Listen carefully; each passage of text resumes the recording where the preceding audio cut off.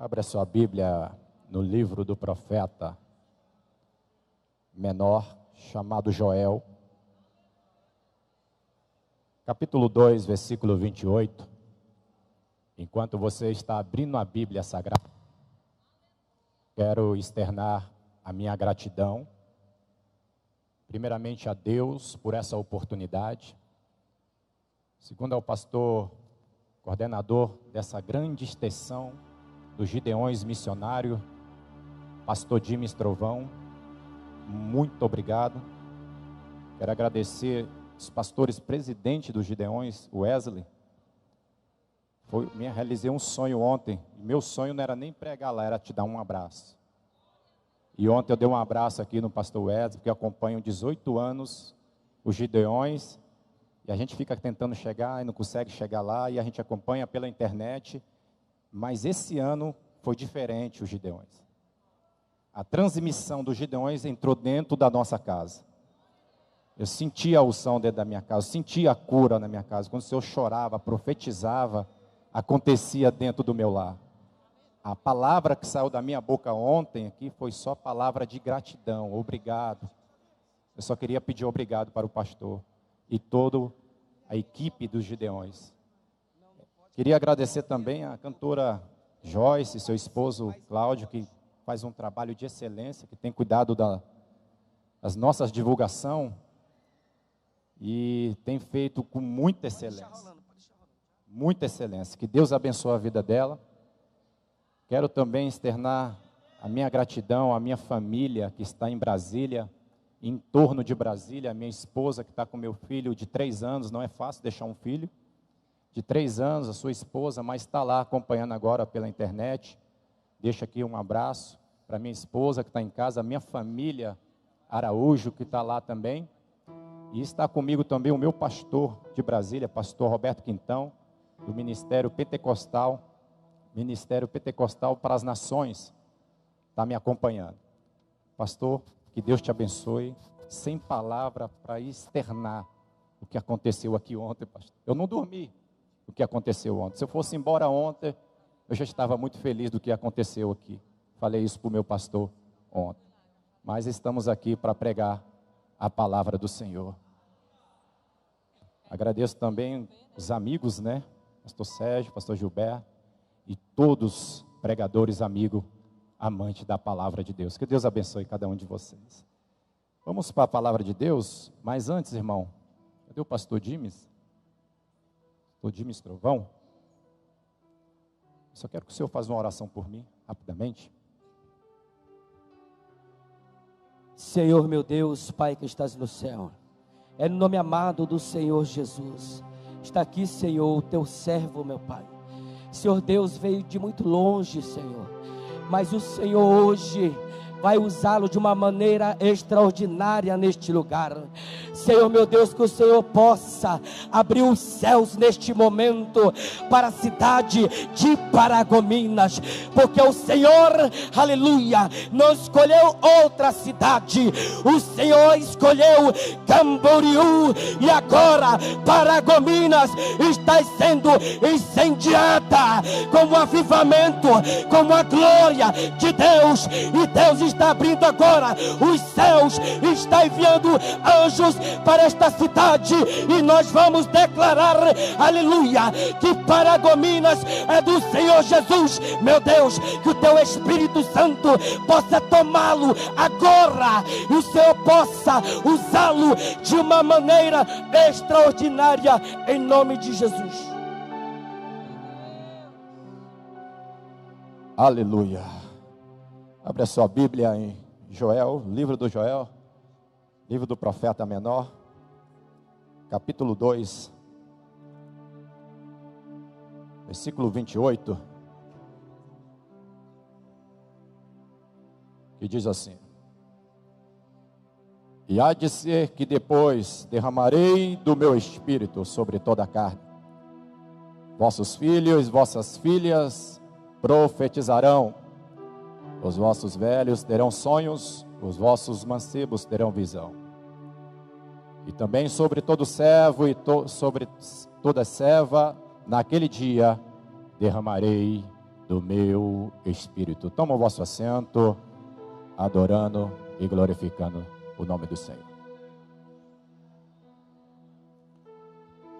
A Bíblia Sagrada no Velho Testamento, separado e dividido com 39 livros, sendo ela no Velho Testamento separado 17 profetas em livros.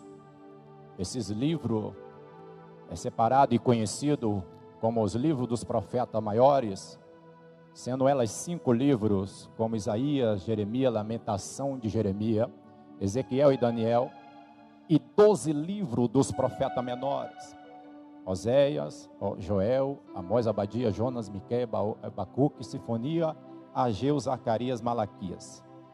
Esses livros foram divididos entre profetas maiores e profetas menores. Não quer dizer que os livros dos profetas menores era inferior aos livros dos profetas maiores.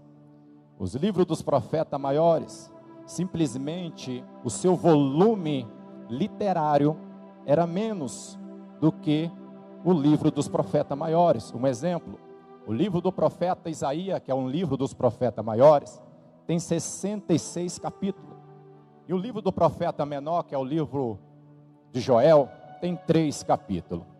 Nesses 3 capítulos, a Bíblia fala que o profeta, na etimologia grega, significa porta-voz de Deus.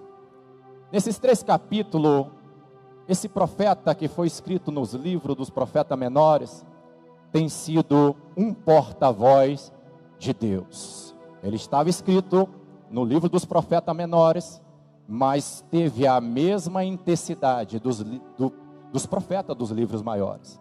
Ele teve a mesma responsabilidade dos profetas que foi escrito dos profetas maiores. Ele teve a mesma vocação e ele teve a mesma chamada de Deus como um profeta.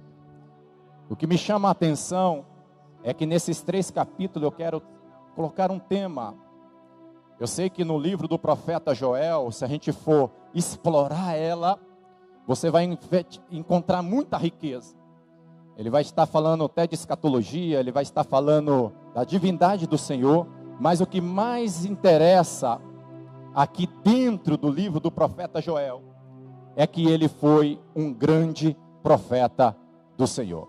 Profeta Joel foi filho de Petuel, e ele inicia enfatizando de gafanhotos, que esses gafanhotos é como uma metáfora. A metáfora é um gafanhoto que tem dente de leões. Metáfora quer dizer mudança de preposição. Houve uma mudança quando o povo parou de orar. Houve uma mudança quando o povo parou de clamar. E aqui eu quero trazer um tema para isso tudo. 3 impactos de uma palavra profética. Joel, quando ele começa a ver que o povo, aquele gafanhoto, estava devorando, estava sendo migrador nas plantas, no plantio de Israel, de Judá, aí Joel se preocupa com uma visão panorâmica, com uma visão espiritual. Ali ele discerne, no versículo 10, que o povo, o campo estava assolado, a terra estava triste, estava faltando trigo, estava faltando azeite, estava faltando o vinho novo. Quando o profeta Joel percebe que os elementos essenciais para entrar na presença de Deus estava faltando, ele começa a ter uma primeira atitude com a autoridade de Deus. O sacerdote que era para entrar na sintonia daquilo que estava acontecendo, aí Joel entra com a autoridade tocando as trombetas, E quando ele toca as trombetas, trazendo um significado que a autoridade estava com ele naquele momento. E a autoridade, quando está com o homem e uma mulher de Deus, ele começa a tocar para despertar o teu povo. Levanta, acorda, desperta, que o inimigo está chegando.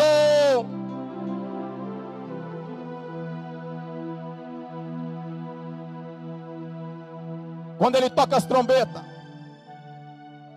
ele está usando a autoridade de profeta, daquele que está vivendo no centro da vontade de Deus. Aí ele chama a atenção do sacerdote, dos ministros no altar. Aí ele chama a atenção dos anciãos, porque eles eram ministros no altar. Eles faziam sacrifício, porque era o mediador entre Deus e o homem. E quando ele toca as trombetas, era para avisar que Deus estava bem próximo, porque em Êxodo capítulo 23, no versículo 13, nos fala que o povo tinha que se apresentar diante de Deus e ninguém poderia se apresentar com as suas mãos vazias.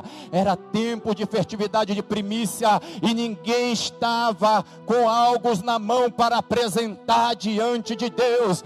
E nessa noite eu venho lhe perguntar: o que tu tem para apresentar para o teu Deus? O que tu tem para apresentar para o teu Deus? O que tu tem para apresentar para o teu Deus?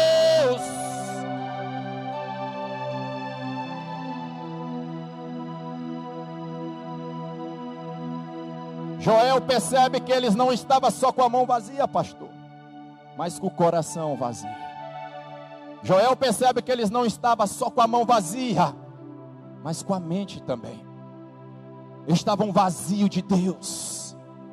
E quando Joel percebe que eles não estavam só com a mão vazia para apresentar diante de Deus, ele se preocupa. E aí vem a primeira palavra profética.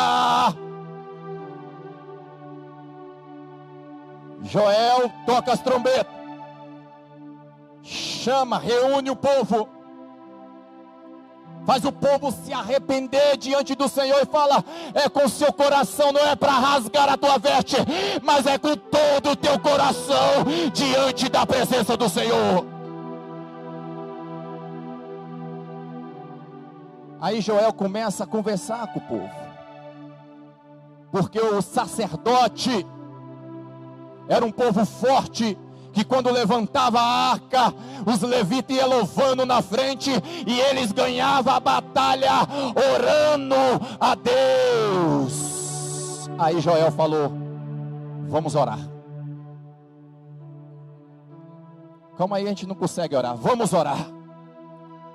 Quando eles começam a orar com aquela dificuldade, aí Joel vem com a primeira palavra profética: Deus vai restituir. Se vocês orar verdadeiramente, se vocês tocar verdadeiramente, se vocês rasgar o coração verdadeiramente, Deus vai restituir os anos que foi perdido. A primeira palavra profética traz um impacto para o povo de Judá. Se orar, Deus vai ouvir, vai restituir o que vocês perderam. Como assim? O azeite vai voltar. Porque é o azeite, pastor, que acende a lamparina na casa do Senhor. É o azeite que traz a unção para a tua vida. É o azeite, pastor, que o sacerdote pegava e curava as feridas do leproso. Deus está querendo te dizer nessa noite: eu não sei o que você perdeu para chegar aqui, eu não sei qual foi a dificuldade para você chegar aqui, mas Deus está mandando azeite novamente. Deus está mandando azeite para curar a ferida. Xarabande play. Deus está mandando azeite de novo. Sabe por quê? Porque aqui a gente vai receber azeite, pastor, para levar para os feridos. Lá fora tem pessoas feridas, tem pessoas que me ligam de madrugada. Eu quero tirar a vida agora, eu estou ferido. E você precisa desse azeite que é derramado nessa noite para levar para essas pessoas. Quem acredita, levanta a mão, porque a primeira palavra profética está sendo liberada nessa noite.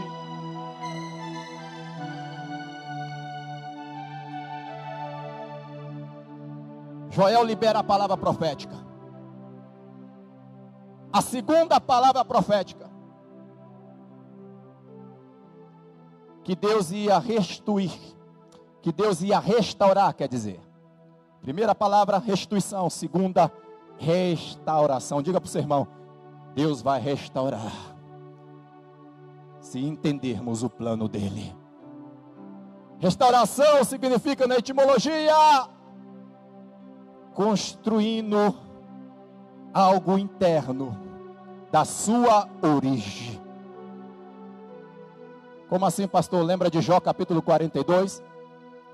Jó no versículo 5 ele fala assim: eu só ouvi falar de ti, mas agora os meus olhos estão te contemplando. Ali Deus estava restaurando a visão de Jó. No versículo 6 a Bíblia fala que ele abominou no pó e começou a orar. 2 Crônicas 7,14 fala o quê? Se meu povo se chama pelo meu nome, se humilhar, orar, buscar pela minha face, converter seus maus caminhos, ouvirei do céu, perdoarei seus pecados, e agora assim sararei a sua terra. Jó estava com a boca onde? Com a boca no pó, orando: Senhor, me abomino no pó, me arrependo e clamo a ti. Aí no versículo 10 Deus falou: Jó, levanta daí, porque eu restauro, eu restauro, eu restauro, eu restauro, eu restauro, eu restauro a tua vida.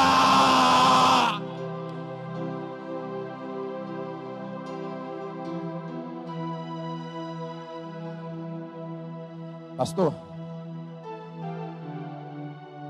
quando o senhor ficou doente, lembra? Muita gente critica na internet aquela coisa, mas quem te ama foi orar. Eu fui um delas. E ali Deus me falava: filho, o mundo não entende as coisas espiritual. E Deus me revelava algo espiritual. Estou abrindo a visão dele espiritual. Estou mais próximo dele. Eu estou do lado dele. Enquanto muitos te criticavam, enquanto muito apontava, falando bobeira, Deus revelava para aqueles que são escolhidos. Está orando nas madrugadas: filho, estou eu restaurando. Restauração significa reconstrução de algo interno. Deus estava curando interno na sua mente, abrindo a visão espiritual. E quando tu falava lá no Gideão, as lágrimas desciam. Eu falava: Senhor, eu não quero chorar, mas quando ele fala eu choro. Aí Deus fala: é porque eu estou reconstruindo algo interno. E Deus falou mais: ele é profeta. Ai daquele que toca em ti. Ele é profeta. Finalizando, terceiro impacto da palavra profética foi o batismo com o Espírito Santo. Vamos ficar de pé. Aonde você está aí? Joel profetizou o batismo com o Espírito de Deus. Porque aquele povo estava com dificuldade para orar. Aí em Atos capítulo 2, o povo foi cheio do Espírito Santo. Deus está querendo te encher nessa noite. O terceiro impacto da palavra profética foi o batismo com o Espírito Santo. O primeiro foi restituição, o segundo foi restauração, o terceiro foi batismo com o Espírito Santo. Deus está querendo batizar